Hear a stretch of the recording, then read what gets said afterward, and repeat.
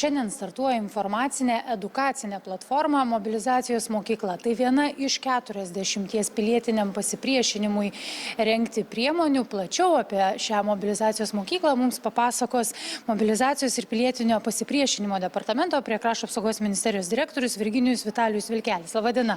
Labadiena. Pone Vilkeli, tai Mobilizacijos mokykla. Kas tai per platforma ir kam jį skirta? Na, turbūt reikėtų pažymėti, kad mes nuėjome inovacijų keliu ir sukūrėme tą internetinę savarankiško mokymo platformą tam, kad pasiekti kuo daugiau visuomenės. Pasiekti tam, kad duoti žinių. Nes visuomenė natūraliai dėl tam tikrų susikloščiusių aplinkybių geopolitikoje kyla noras žinoti daugiau. Ir norėtųsi pasakyti, kad tos informacijos ir buvo visą laiką, apie kurią norima žinoti, tik tai paprasčiausiai jinai tą platformą sudėta žmonėms suprantamesnė kalba. Nes mobilizacijos priimančios šalies paramos įstatymas, virš 20 vyriausybės nutarimų, reglamentų, nutarimų, piliečių ugdymo valstybės gynybai strategija.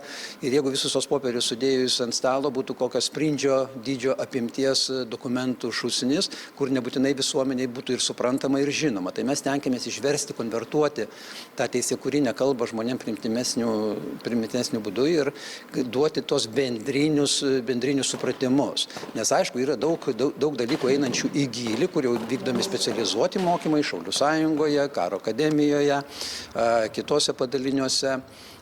O mes norim sukurti tokią bendrų žinių visuomenės žingeidumui padidinti platformą. Tai pavyzdžiui, kokią informaciją aš kaip eilinis civilis, eilinis Lietuvos pilietis ten rasiu, prisijungus į mobilizacijos-mokykla.lt? Gerai, žiūrėkime, dabar ten yra sudėti 3 tokie segmentai mokymo apie mobilizaciją žinios, apie priimančios šalies paramą ir apie pilietinį pasipriešinimą. Tai kadangi mes visuomenėje girdime labai daug klausimų, kas yra mobilizacija ir kur mano vieta mobilizacijos metu, tai aš noriu paaiškinti.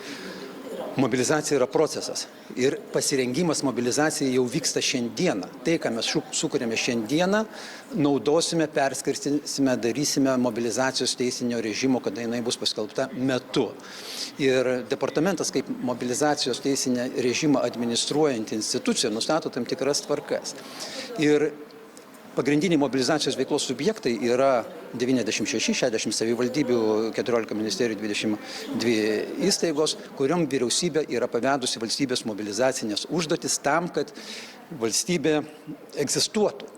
Kaip žmogus egzistuoja, žmogui ko reikia? Vandens, oro, šilumos, maisto.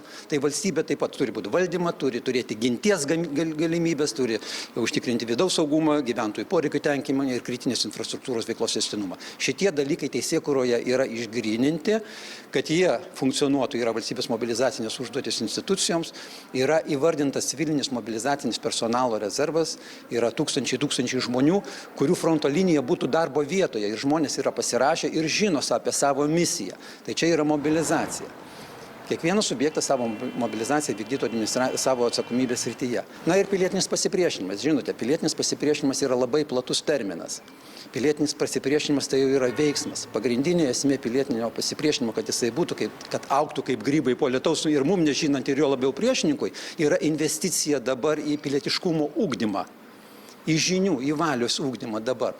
Tai šitie dalykai irgi parodomi platformoje per istoriografiją, kokia mūsų patirtis istorijos ašyje yra ir toliau supažindiname su būdais, metodais, formomis visuomenę, kas tai gali būti. Ir aišku, tai orientuota į tą visuomenės dalį, kuri dar neatranda save, neidentifikuoja, neprisijungia prie kažkokių nevyriausybinių organizacijų veiklos. Net ir dabar taikos metu yra labai daug krizinių darbų. Ateiti į maisto banką išvirti sriubos, nes maisto banko paketai yra globalizuoti, jie keliauja į Ukrainą ir kitas krizės zonas. Tas pats gali būti ir Lietuvoje, kad mes susilauksime paketų iš kito pasaulio krašto.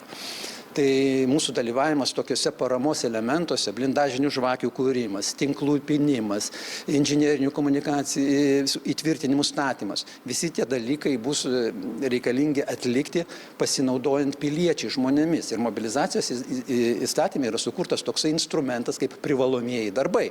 Na, prisiminkime, aš tai puikiai prisimenu 90-osius metus, mūsų savimobilizacijos laikotarpį, kai kai žmonės būrėsi prie savivaldybių, savivaldybės centravo, mobilizavo transportą ir buvo vežami į strateginius objektus apsaugai vykdyti. Šiuo atveju taip pat viskas centruosis per savivaldybės, bus būtinėjai skelbimi darbai ir gyventojai bus kviečiami atlikti tam tikrus darbus, jungiantis prie komunalinių tarnybų, prie kitų institucijų, kurios turi daugiau galimybių medžiaginių, bet reikės ir rankų, reikės ir žmonių rankų. Ir gyventojai bus kviečiami tokiem darbam. Ir tie žmonės, kurie dabar sėdė ant sofos ir nežino, ką reikėtų daryti, tai toks atsakymas jiems yra šiai dienai. Jeigu jie negali dabar nueiti į Šaulių sąjungą, negali prisijungti prie kitų nevyriausybinių organizacijų veiklos, tai toks instrumentas turėtų jiem duoti atsakymą, kur mano vieta, būti pakviestiem.